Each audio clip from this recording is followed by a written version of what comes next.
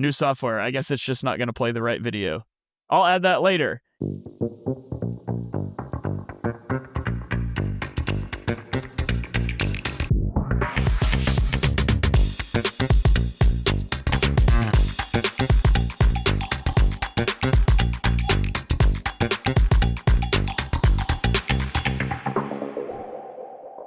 We may live over 5,000 miles from Lincoln Financial Field, but what we lack in proximity, we make up for in film study. And each and every week, we'll be bringing you in-depth film breakdowns from across the pond and the Sooner State. Welcome to On the Shane Page. I am your host, Shane Haff. You can follow me on Twitter at ShaneHaffNFL, and I am joined by BGN's own film guru, Jonny Page. Give him a follow on Twitter at JohnnyPage9. Jonny, how are you doing this evening? I'm good. It feels weird to do a live show. We've been hammering the Patreon content of late, so I was trying to figure out why the hell it was the loudest intro I've ever heard. For those of you that looked like saw me about to die, I checked my mic and it was on full volume. So it wasn't your end, it wasn't my end. It was possibly the loudest introduction I've ever heard. We're using a new system we spoke about in depth on the Patreon. We won't bore the free show with, but it's all fun and games. So apologies for any tech errors today. But I was like, what is going on? This is the loudest thing I've ever heard. So I've obviously moved my mic. But yeah, Patreon guys will know that I'm wearing a sleeveless top again. Technically, Shane, you won't like this in our heat chat, but front page of BBC News today was the UK is in its longest heat wave for years. And we're expecting 10 days of heat. So you won't like it, but technically, that's the front page news, Shane. We are in a heat wave. So you can moan about it all you want. You can say it's hotter where you are, but the sleeveless tops are hanging with us for now. So there you go. How are you? I'm good. I think you guys are wimps when it comes to the heat, but that's just me. No, that's not just me. You guys are wimps when it comes to the heat, but that's all right. Yesterday was probably our hottest day of the summer, and I was in it like all day because I spent like 3.5 hours in the morning in the garage working on the vehicles, took the kids to go swim, and then we had baseball practice last night. So I was just in the heat nonstop. I've stayed inside today. It's been much nicer. That's for sure. Yes. We are wimps, but our world is not made for it.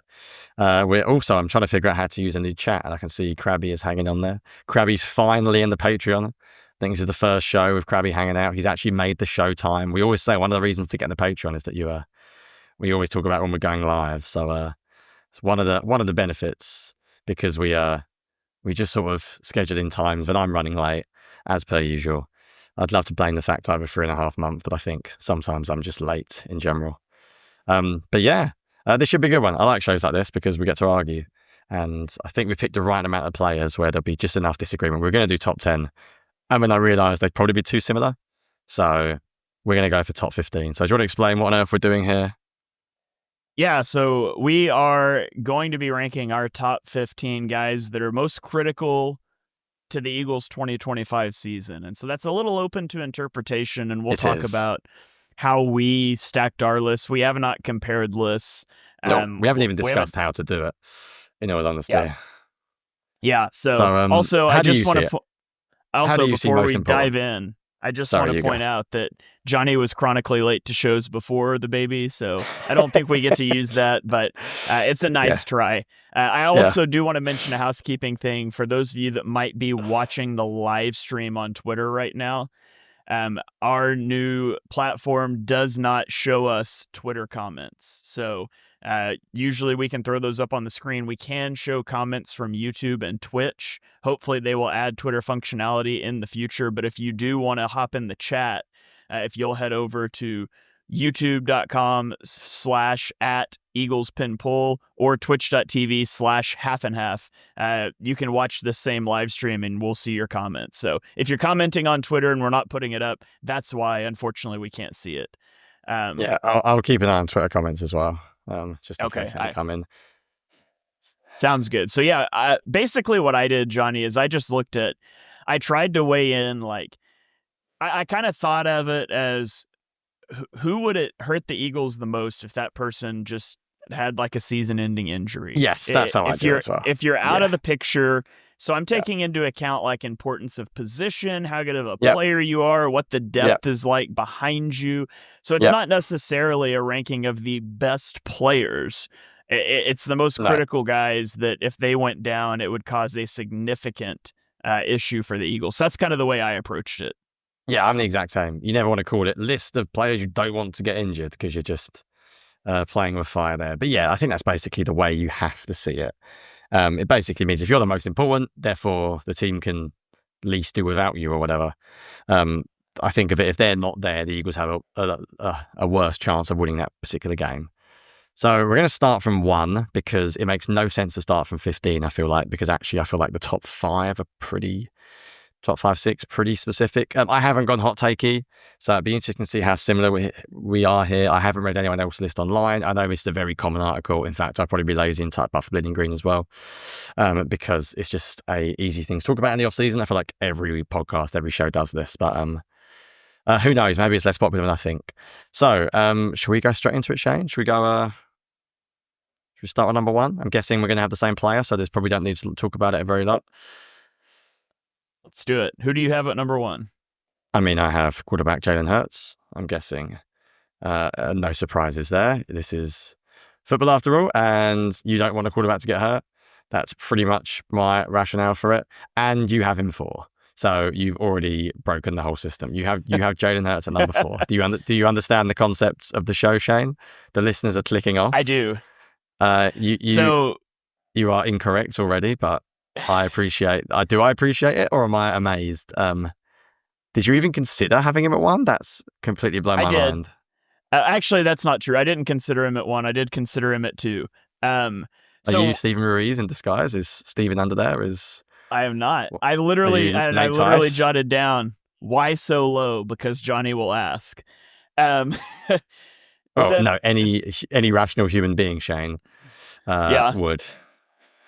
So the Eagles went 2-1 without him last year, and the one loss, they put up 33 points, and the defense collapsed at the end. And maybe that one's not fair because they were up 14-0 when he left the game, and then Saquon ripped off a 68-yard touchdown run later in the game.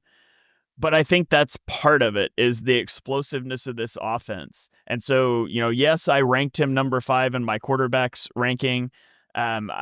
I think he's a very good quarterback, but if you're talking about guys that you could get through a couple games without if you had to, I mean, I believe in the whole ecosystem of the offense, the offensive line, the playmakers, and I've been pretty firm in my belief that Tanner McKee is a potential starting caliber quarterback for a while. And so if he had to play a couple of games, I've liked what I've seen from him. I think he could be functional in a run-heavy offense. And so people go on all sides of the spectrum that Jalen Hurts is no good. He's just got a super team around him, except for when we rank players, and we never rank Eagles players high enough. And I think there's an interweaving of like Jalen Hurts is very good. The Eagles also have an exceptionally talented offense. And so I also like the depth behind him. So it would really suck if he was gone. They went 2-1 in 3 games without him last year. And I think that's something that you could do. You could get through a few games without him if you had to. I mean, if we're talking like he's out for the season, you have no chance to go win the Super Bowl without him. But that's going to be a case, honestly, for several of these guys, I think. Yeah. The great thing is that I was going to get you to tweet the list out at the end, and I know I've won. So that's what's really good about this one, is that you've totally butchered it. You spoke very well. I don't agree with about 95%, Shane, of what you said, if I'm honest. I think you can talk yourself into it. If the Eagles had to play 15 games with Tanner McKee this year, it's not ending well. If they have to play 15 games without someone else, they can probably still survive, as bad as those losses will be. So I think he's number 1. I appreciate the argument. I get it. I'm glad you're not saying like Trevor Lawrence is better or anything, because that would be ludicrous. Which we've seen online of late. But I thought we'd do 10 seconds on number 1, and then we spent longer on number 1. So I guess it only makes sense for you to give me your number 1 then, Shane. So yeah, do you want to guess who it is? Well, I'll give you my number 2 then, because and then you can see where you put him. I guess I have Jalen Carter at second, and I'm guessing. Okay, that is not my number. You do 1. not have him at first, do you? But he's my number 2. Oh, right. So you have Saquon Barkley number 1. Actually, no. My number 1's Lane Johnson. And wow. I think you just fall back into the Eagles in his career have a 65% win rate with him and a 39% win rate without him. And so there's a dramatic swing in performance when Lane Johnson's been on the field and off the field. And I think you layer on top of that this year, who is the right guard? Because we don't know yet. And so obviously, I don't care what PFF and other people want to say, Jordan Mailata is not a better player than Lane Johnson, but he's a very good tackle. But if Jordan Mailata goes down, you at least have Landon Dickerson next to him. And so you can feel a little more comfortable helping out and things. With the Eagles, we don't know what the right side of that line looks like. And so I went Lane Johnson number 1, A, because I think he's the best right tackle in the game, and B, because the depth behind him is bad and the guy that'll play next to him is uncertain right now. Yeah, I must admit, one of the things that's good about this exercise is it forces you to look at the depth chart again. And the Eagles' line depth is a little shaky. They're sort of hoping on guys like Kendall, Pryor, Green, and there's just the tackle depth is pretty abysmal. I think no Fred Johnson is a really big loss. Yeah, to be fair, I should have guessed Lane. Look at my own list. That's not radical. I realised we should have gone one by one, and I was so certain we'd have the top 3 the same that we've just already broken all the system and just started waffling. So I may as well tell you before we discuss Carter. So I had Lane at 3. As well. The reason why I didn't say him there was just that I didn't think you'd have him at 1 personally. So you've made the case for Lane. I don't need to make the case for Lane that much. You've summarised it all pretty well. I guess why do I have Carter ahead of him? And I went back and forth on the top 5 actually quite a few times. You talk about depth at offensive tackle. Behind Carter, you've got a Jomo who's basically hoping to replace Milton Williams. You've got Jordan Davis who plays nothing like that kind of role. And then you've got Ty Robinson who's interesting but still has work to do.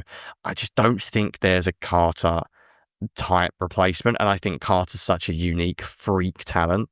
I think you can make the argument that the offensive line is better as a unit. So if they did lose a Lane Johnson, what can you do? Well, you can probably stick Tyler Steen at right tackle, maybe, and then you can stick someone at guard and pray the guard position survives. The Eagles have survived with average guards of late. Maybe you hope Trevor Keegan year 2 steps up, and you can also do some funky things, leaving Goddard into chip if you need to more. He's more than happy in pass protection. Leaving Will Shipley in as a backup in pass protection if needed. Chipping to the right-hand side a lot of times because you can trust Mailata, Dickerson, Jurgens and Steen potentially on it. You can trust not Steen because he would not be the right guard, obviously. But you can trust the 3 on the left at least to handle their blocks one-on-one. And whereas on defensive tackle, I think you just lose the ability to rush free.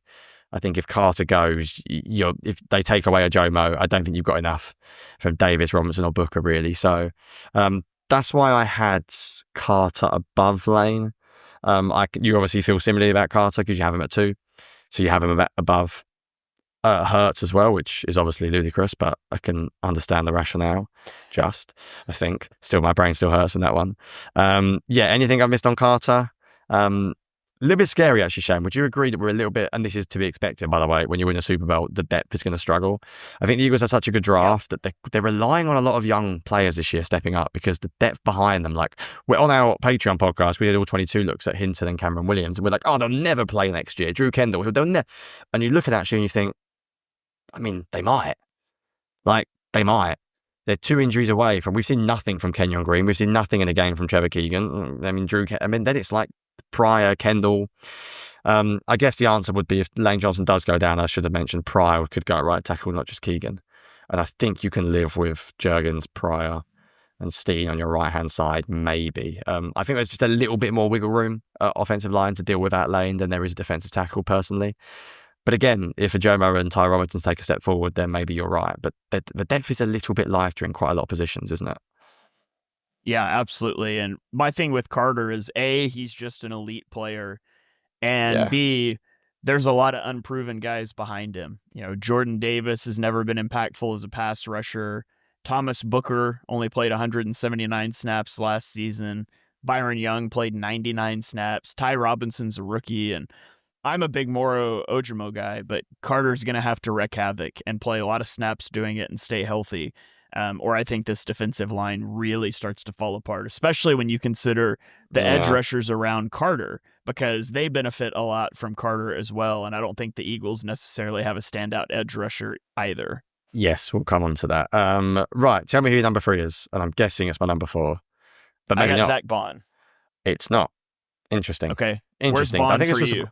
This will surprise people. I think, will it surprise people based on what I said last year? Because people probably thought I'd Bond at number 2.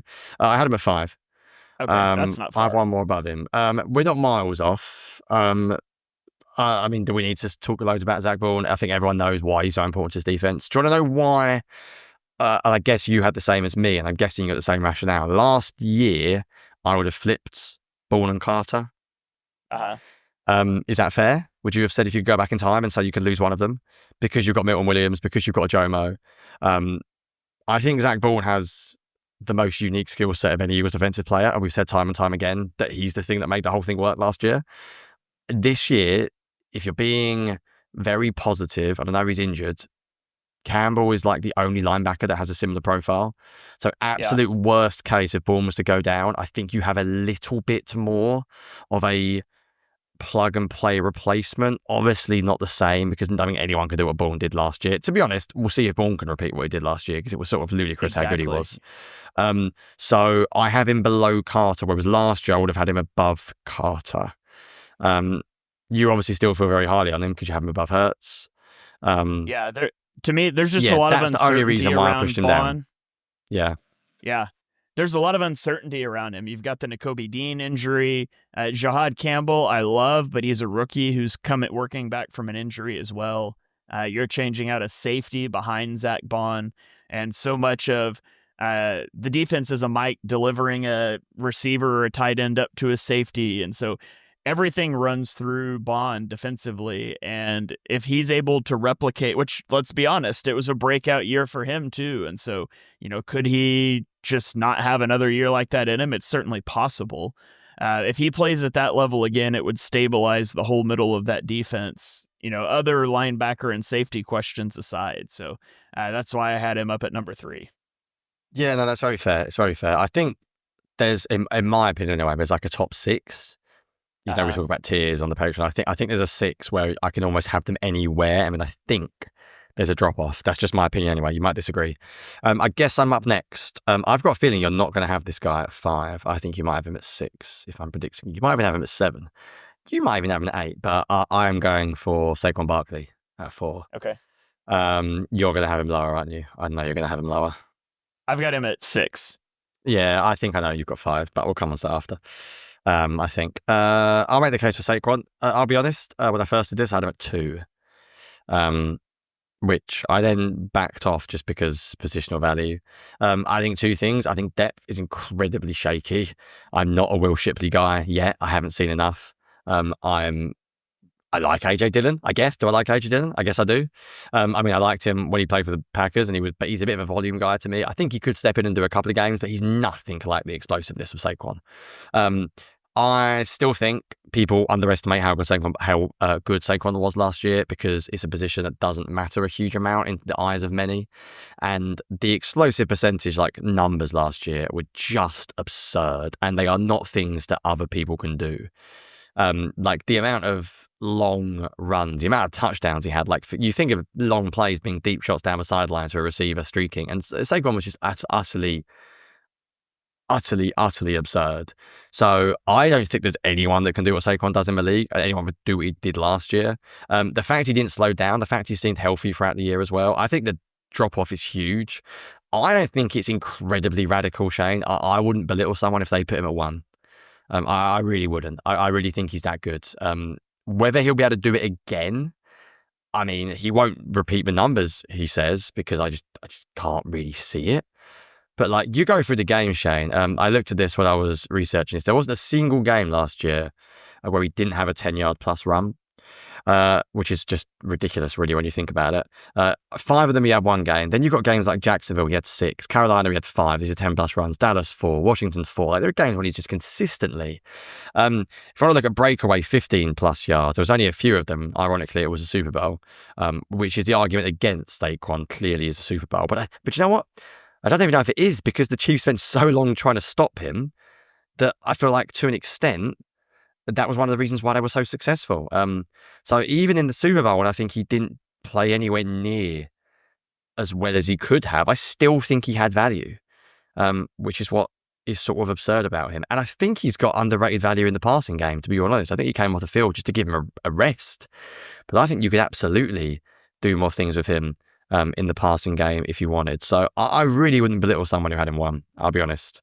I am not that far away from having him even higher, to be honest. And I can understand why you have him lower, positional value, etc. But yeah, the numbers last year are utterly absurd. And the more you look at them, whenever you go on PFF and just sort and look at some of the numbers, they're just like ridiculous. Like him and Henry, but I think even more so than Saquon. To have 5.7 or whatever yards per attempt on like over 400 attempts is just ridiculous. The touchdown numbers, obviously, the touchdown numbers would have been higher, obviously, if there wasn't Batush. So yeah, I really think you could have him higher personally. But there you go. That's me. Enough of me just chatting about Saquon. Yeah, we've got a comment here from Krabby that says Rube has some amazing Barkley stats in a recent article. Some mind-blowing stats. I won't steal his stats. I haven't read it. I haven't read it, but I will leave it to people, Ruben Frank of NBC Sports, who's been there for ages and is awesome. So yeah, I can imagine they are really, really good. Yeah, the numbers are just they are like off the charts ridiculous. Like, but yeah, I think we need to talk about how good he is. I can see why you have him. Any reason why you want to say why you had him a load of guys ahead that aren't the obvious?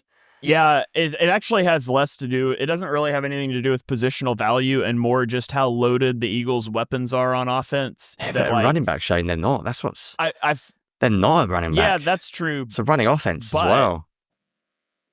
It is a running offense. But at the end of the day, if Saquon goes down, as long as you have Jalen Hurts healthy and, we'll see what A.J. Dillon is, but as long as you've got your receivers and your O-line healthy, like I just feel like the offense is so loaded that I almost just pushed like the whole skill group down a little bit, because it's like if you lose one of these players, I think you're fine. It's if you start to stack injuries is where I get really concerned. So that's why I've got him a little lower. I probably found myself skewing defensively on this more than offensively. Interesting. Fair enough. Right, tell me who you have 5 then. I'm guessing it's who I have 6. I bet it's not, based on our conversation so far. I've got Quinyon Mitchell at number 5. No, it's not. Is that who you have? No, so I actually wouldn't have him in my tier 1 as much as I love Quinyon. So here's my thing with Quinyon. I'll explain where I have him. Got him. Darius Slay is gone. Yeah. Yeah, you tell me why you have him 5, sorry. Okay. So Slay is gone. And so much of what the Eagles did last year was predicated on the idea that they implicitly trusted both of their boundary corners to handle vertical routes so their safeties could take care of things in the middle of the field. Now Slay is gone, so you introduce some uncertainty at the opposite boundary corner, and you hope Keely Ringo or Adoree Jackson steps in and plays well. You've also got some uncertainty at safety with Chauncey Gardner-Johnson gone. Maybe Andrew Makuba's the guy. Maybe it's Sidney Brown. Maybe it's somebody not on the roster yet. And so I think there's a lot of things that are unstable in the secondary. If Quinyon Mitchell can continue to play in his second season like he did his rookie year, that alleviates a lot of those concerns. You can have a safety that you don't trust as much on his side, or you can push coverage to the side of the boundary corner, the opposite boundary corner, if they're struggling over there. So if Quinyon Mitchell can lock down a side of the field, it makes everything easier for all the other changing parts. So he is my number 5 for that reason. Where did you have Mitchell? Good question. I had him at 8. I don't disagree with anything you said, and to be honest, you sort of convinced me to bump him up. I think the way I did this was I also looked at talent. So I love Quinyon Mitchell, but for me at 6, I had A.J. Brown, just based on the fact that I don't think the Eagles' offense is anywhere near as good without A.J. Brown, because A.J. Brown is A.J. Brown. Good timing for a comment from Aiden Hughes. Yeah, no, I don't think it is a hot take, Aiden. I had him near him because I just think talent. Like, I love Quinion Mitchell, and I think, yes, you're probably right that in terms of the overall grand scheme of things, I know it's most important, not most talented, but I think the two go hand in hand. I just don't think there's anywhere near you can run the same offense without AJ Brown. You have him at 9. Wow. To me, that, and obviously we disagree on the tier thing, I would have Quinion, like, for me, that my top 6 are like in like a stack. Like, I don't think it's radical to put anyone. I mean, I'd put Hurts 1 in his own tier, but I'd have Carter to AJ Brown. And yes, for the comment, yes, Arsenal shirt. Indeed. Yes, at least the Eagles win. That is very true. Yeah, I don't know. AJ at 9's hard, man. I think the offense is. I think AJ and Saquon go hand in hand, where if you don't have AJ, you just go nuts against the run. If you don't have Saquon, you can just basically try and take away the pass. I think the two of them go hand in hand for me. So I'm really intrigued to see who you have above him. So do you want to give me your 7? Yeah. Or do you want to just quickly chat on AJ? Is there anything you want to come back on before you give me? Yeah, AJ is phenomenal. I did wide receiver rankings for Birds of the Round Table. He was my number 1 receiver in the NFL. He's number 9 on my list here. And it's just because of what's around him. Like, you have Devontae Smith still. And so I think Devontae Smith is a really good receiver. If AJ Brown goes down, and you've got Dallas Goedert and Saquon, and you've got Jalen Hurts, you've got all of these guys that I think very highly of. And, we've done our position rankings through tight end, and, the Eagles, I gave, per my rankings, Hurts is number 5 quarterback. AJ Brown's the number 1 receiver. Goddard was the number 5 tight end. And so it sort of pushes their individual importance down because I'm so confident in the rest of the group if one of them goes down. So, that's why he's a little lower. It's because of Devontae and the guys around him, not because I don't think he's massively important for the offense. Everything you said is why I'm going to have Devontae Smith lower, but everyone else is going to want me to have him.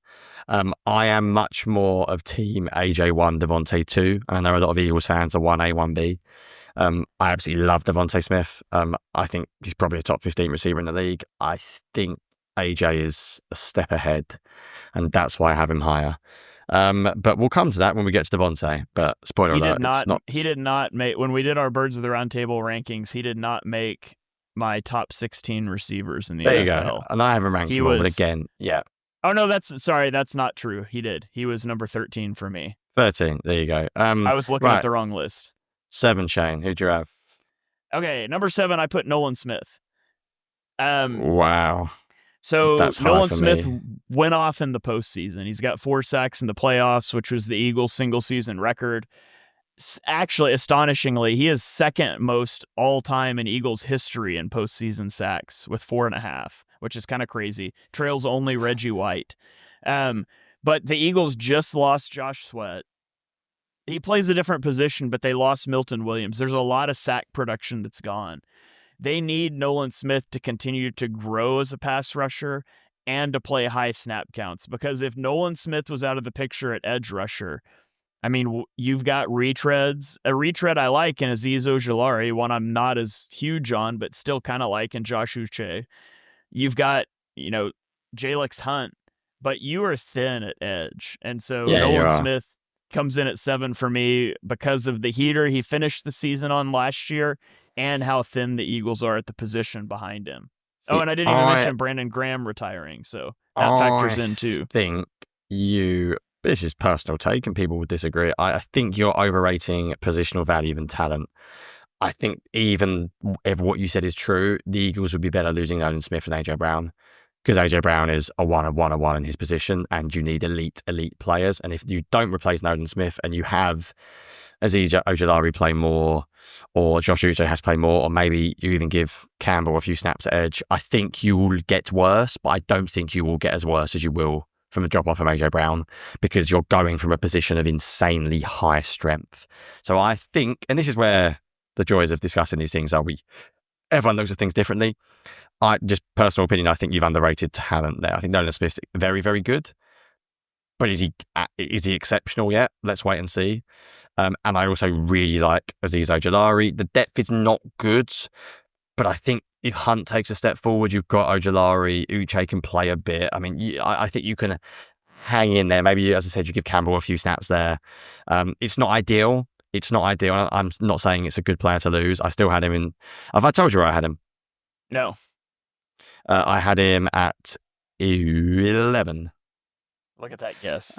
And I think Aidan commented saying Eagles had the PFF had the Eagles D line top 3, and I agree that's absurd. I don't know who else there is out there. I love the Eagles. I'd love them to be right, but I find that hard to believe, personally. Jalen Carter's doing a lot of the lifting in that ranking. And we're not allowed to change our minds. I was going to say this because we could definitely convince each other. You probably convinced me Quignon could be up 1 or 2. But yeah, just personal opinion. I think you're a little bit too. Yeah, I think you probably swayed me a little bit. I probably would put Brown at 7 and bump Smith and my number 8 down a slot. Yeah, I think elite talent is all I need, really, in my opinion. Right, should I give you, seeing as I'm 1 ahead of you? Well, no, technically give me your 8, because I reckon it might be my 7. Although based on the way we're doing it, we're actually quite different. So, yeah, my number 8 was Reed Blankenship. Wow, I thought I was going to be high on him. I had him 10.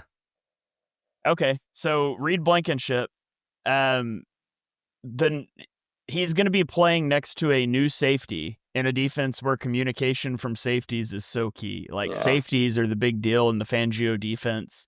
We don't know what the other safety is going to be, but Reed Blankenship, it's hard to say. I feel like he's underrated across the league while simultaneously feeling like some Eagles fans might overrate him. But he's a really good player, and the Eagles need him to help hold together the back end of the secondary while you onboard a rookie in Makuba or while Sidney Brown, whoever it's going to be. I'm pretty confident it's going to be Makuba. But I think he's hugely important on the back end of this defense because you're not sure what you're going to get at the other safety position. Yep. I echo everything you said, which is why I have him at 10. And I think most people who rank players will not have him that high. I think it's a schematic thing. I also think he's very talented, and I don't have any faith in everyone behind them. I'm still unsure on Makuba. I'd love to be right. I'd love him to be good. I had a second round grade on him. I think he might take a bit of time to transition. I don't care for Lewis Kine. I know he wears a first round pick or whatever. People like him. I'd love Sam or McCollum or Brown to step up, but definitely in wait and see mode. I think the only thing you could say is you could get radical if he got out and maybe push Cooper DeJean back. Maybe that can help. I know you've then got to fill a slot in nickel, I know, but there's maybe things you could do potentially with that in mind if you had Ringo outside and Jackson in the slot, for example. Right, I'll give you my 7 then, seeing as he's not come up. I just mentioned him, Cooper DeJean. So I have DeJean above Quignon, which I went back and forth about 15 times on them. And I changed them. My rationale is very simple. I think the nickel in Fangio's defense is every bit as important as outside corner. I think there is better depth outside than there is inside.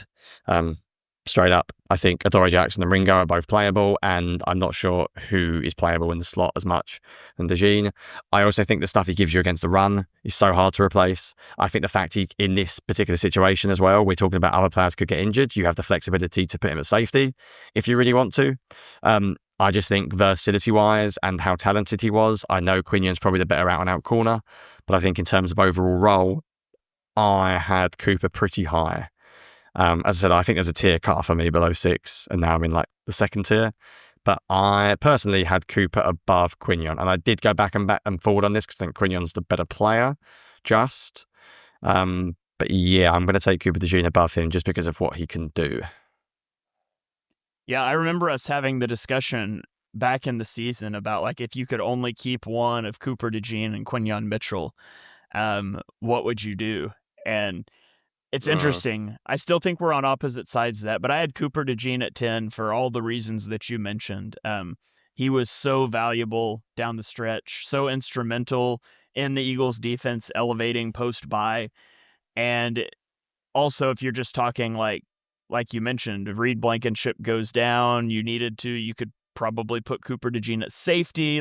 He brings a lot of versatility. If you had to, you could play him outside because, the thought that he could play in the slot last year, I remember, was kind of people were pushing back on that. Like, he's an outside corner, and we were like, maybe just put him in the slot because he'd be really good against the run, and he turned out to be fantastic there. And so I legitimately think he could play any position in the defensive backfield, and that probably pushes him up a little too. But I had him at number 10. All right, fair enough. Well, I guess I'll give you... Shall I give you my 9 next? So you've had your top 10s. If we were doing top 10, Nolan Smith would have been the one player that would have been different on so far. And then obviously the one that I'm going to mention is not in your top 10. Again, I think this is where maybe I think I'm highlighting talent more. So I've gone for Jordan Mailata. Basically insert everything we said about Lane Johnson from early on in the pods. I do find it crazy that people like PFF, no disrespect to Jordan, have him as the best tackle in the league. I just can't watch him and Lane Johnson and say he's better than Lane. Just don't really get how anyone can come to that opinion personally, except for the fact he plays left tackle, I guess, if you're still one of the people that care about that. So basically just everything we said about Lane Johnson earlier. I think you can argue that depth behind him is just as bad as it is behind Blankenship and Nolan Smith, in all honesty, as well, as we brought up earlier on. And I think he's a better player. So I think depth behind him is less so than Blankenship and Smith, and I think he's a better player. That's why I have him ranked above. Any reason why you're a little bit lower on him, or just the way it fell when you did it? Yeah, just the way it fell. I had him at number 12. I think he's obviously a great player. I don't think he's in Lane Johnson's tier, but I'm glad that he's good enough that some people think that. I think his story plays into how people see him a little bit as well, being the 7th round pick that had never played football and all of that. How dare you? He's phenomenal. And I do think, if you had to, even if he and Lane were like the same caliber player, it would still be harder to replace Lane just because of who plays next to him, which is an unknown, versus Landon Dickerson, which would help out a little bit on that left side. So he's down lower than me, obviously, than Mike Lane for some talent reasons and some replaceability reasons. But it would really suck if the Eagles lost to either guy for very long. Yep. Big time agree. We're actually quite different, aren't we? So this is where I guess, I don't know if things can get radical. I'm trying to look at my list. I don't think I struggled with 15, actually. I feel like I had a pretty clear top 15. Maybe I'm wrong. Maybe you have. Be interesting to see if there's someone that... Actually, no, I think there's a couple that I left off that you're going to have on. I think there's 2 or 3 that I might argue with you over. Right, 12. I don't know if he'll make yours, but I'm guessing he will. I had... oh, wait. Technically, it should be you. You go. Okay. My number 11 was Moro Ojimo. See, it might surprise you. I didn't have him. Okay. He's the one that I missed off, that he would have been like 16 probably for me. Or, see, again, I'm going down the talent thing. I just don't think you can argue with Jomo is more important than Mailata. Just straight up better player. The argument is you just hope you've got enough and whoever's next to Carter gets so much single coverage or one-on-one matchups that you can just survive. But yeah, I can... Give me the rationale for him, but I already think I can understand what you're going to say. It's going to be a lot about depth. Yeah, a lot of depth. The Eagles need him a lot this year with Sweat gone, with BG gone, who kicked inside some, and with the depth behind him. He was really good last year, and he's going to be playing a lot more snaps, maybe get a lot more opportunities to just pin back his ears and rush the passer too. So if he could take a leap forward this year, it's going to be pretty key to that interior of the Eagles' defensive line, I think. So I'm a big Moro Ojimo believer, and I think this is the year he kind of really takes off with some more snaps, and the Eagles really need him to. They're counting on it. Fair enough. In the era of talent, I've gone for 12 as Landon Dickerson. I moved 11 to 15 around all the time. Do you have him or not at all? I don't. He was just out of mine.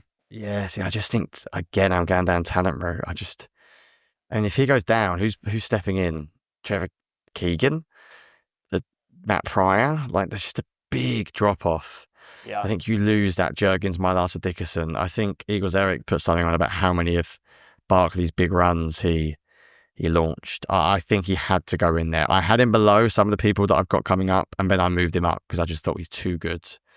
And do you want to know the other reason why I had him higher was I think in a pinch he can play centre. Yes, he was a centre. Which is why I had him above Juergens, because I was going to go back and forth, and I thought, no, Dickerson's a better player and he can play both positions. Technically, Jurgens can as well, but I think Dickerson's a lot more suited to it. Right. So, how do you want to do this? You want to give me your 13? I mean, I'll tell you where I had the player if I had him at all.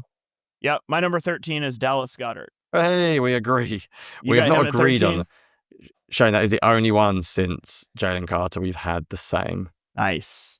I mean, injuries and volume have been the Achilles heel for Dallas Goedert so far in his career.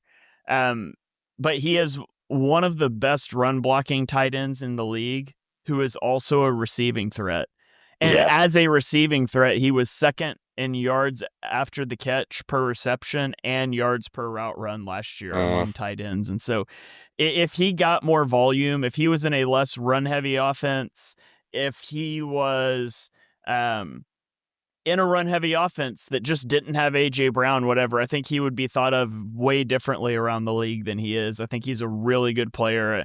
We just did tight end rankings this week on Birds of the Round Table, and I had him the number 5 tight end in the NFL. So I think he's massively important to the Eagles. Yeah, I agree. I think it's interesting both of us have him above Devontae Smith. I think that might surprise some people on a pure talent basis. Seeing as you went 13, I'll give you 14. I do have the aforementioned Devontae Smith. It's an interesting one because I think, do you have him? Oh, wow, we're agreeing all of a sudden. It'd be quite funny if 15's the same. There is end is where we would disagree a lot. Yeah, there's a world where you don't have him and you just say, well, do you know what? Jahan Dotson should be good enough to be a 2. That's what he was at Washington and he was fine. Maybe Jahan Dotson actually needs to be a 2 where he plays more. So actually, you just bump Devontae Smith up. Down and bump Jahan Dotson up and you still got A.J. Brown and you're okay. And I thought about that and I thought, no, because the difference is one's really good and one's not. Yeah. So you are going to miss him more because he's very, very, very, very good. And whilst I don't think he's the most critical, I think his numbers don't reflect significant stats every single week. 800 and something yards last year, but big plays are there. He's become a moments player rather than like a consistent production, I would say, and that's more to do with how the Eagles use him. And I think some of that does limit how high you can see him as an overall player, because there's a lot of games last year, Shane, when you just sort of look back and go, we didn't really do a lot that particular week. I mean, even in Super Bowl, he obviously had the amazing touchdown catch, but only had 5 targets. Washington, 4 targets.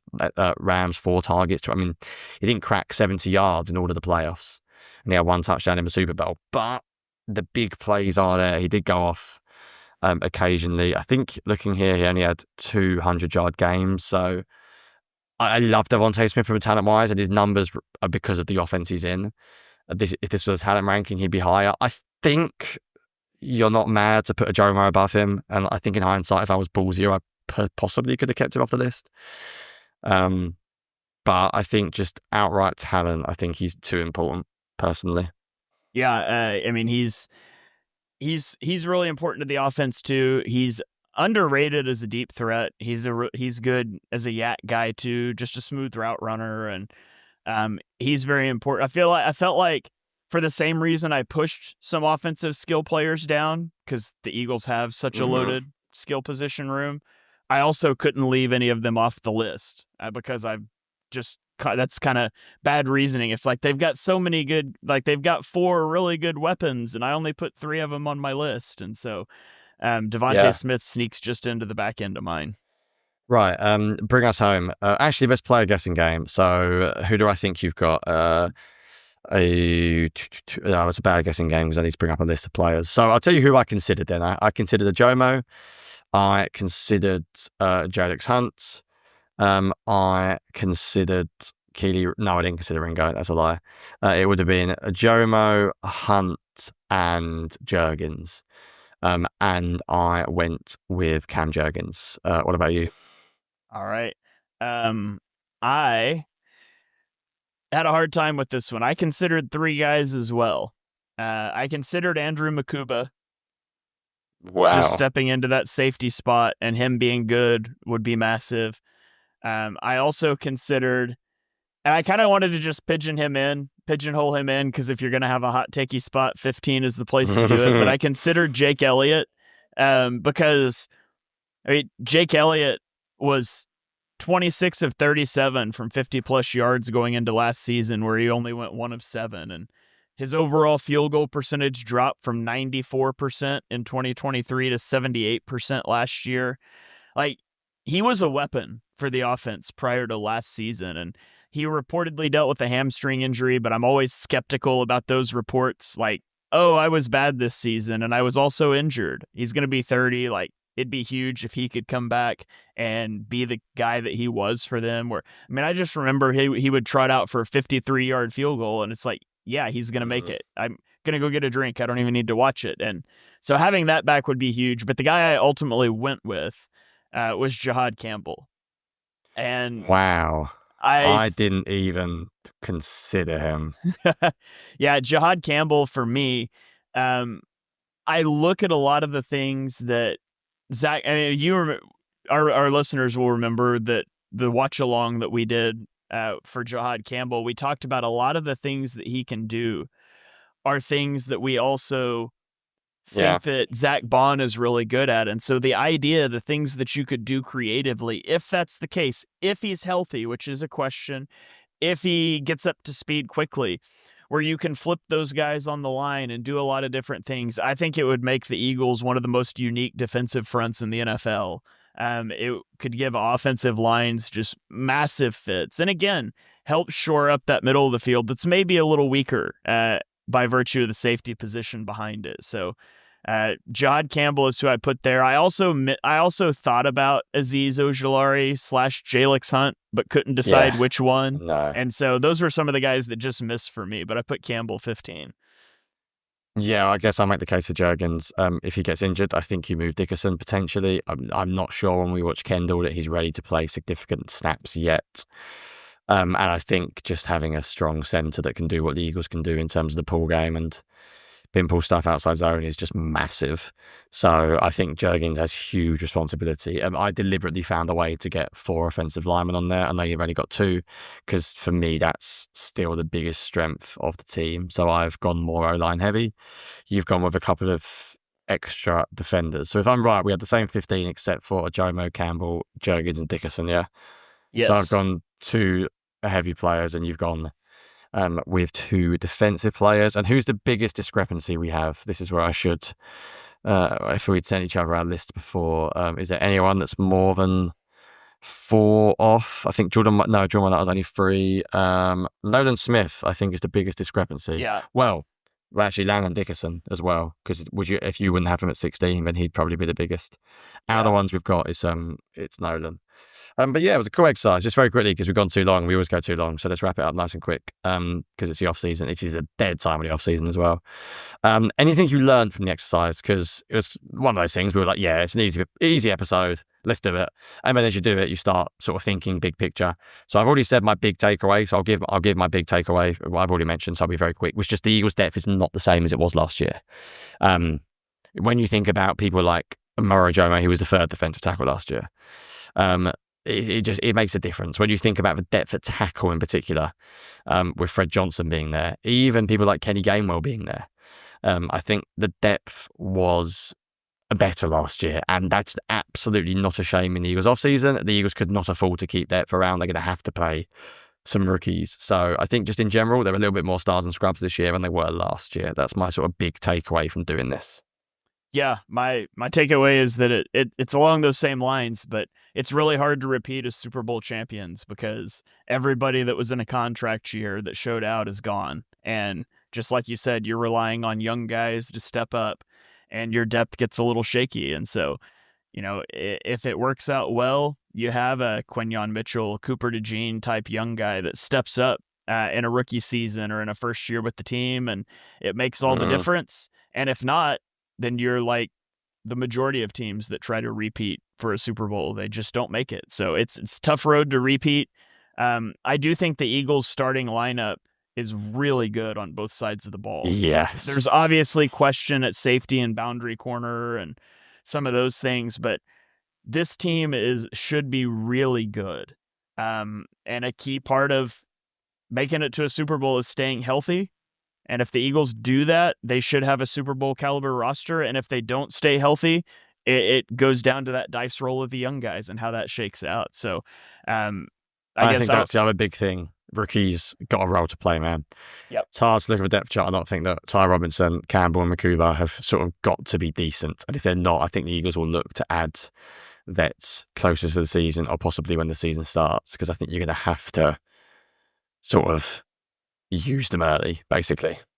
Yeah, you got a comment here from Adam's Exploits on YouTube said, I mentioned missing Kenny Gainwell in another recent live, and the hosts weren't fans. I'm gonna guess it was on one of Ryan's shows because Ryan inexplicably hates Kenny Gainwell. He has a job, man. He does his job. Yeah, the Eagles will sorely miss Kenny Gainwell this season. That's a fact. Yeah. Unless AJ Dillon comes in and balls out, which again, new guy on the team, you'll see. Yeah. Who knows? Who knows? Right, Shane. Good to do a live show for a while. It's been a while. We're realizing we haven't got that long. Preseason's not miles away. I never say guests before we get guests on, just in case. But if things go well, we've got an absolutely awesome guest next week, and that will be live, and that will be a proper nerdy one as well. So if you like your scheme chats, I'll leave you with that hint. It'll be a very, very, very good one. All right. Well, that is going to do it for this episode of On the Shane Page. If you enjoy our content, head over to our Patreon at patreon.com/ontheshanepage. We have lots of exclusive content that goes to Patreon, as well as our free stuff that comes out here. So you can help us support that, get access to a lot more stuff, a cool Discord server to chat with us, and a bunch of other things. So there's a $3 and a $5 a month tier. Go check that out. You can grab a free 1-week trial, and we think you will like it and stick around. Thank you to everyone that's joined for the live show. We really appreciate you guys. Those of you that are watching on Twitter and we couldn't see your comments, apologize again, but YouTube will show your comments up here, and hopefully they'll add that functionality soon. But we are going to get out of here, and we will catch you guys next time.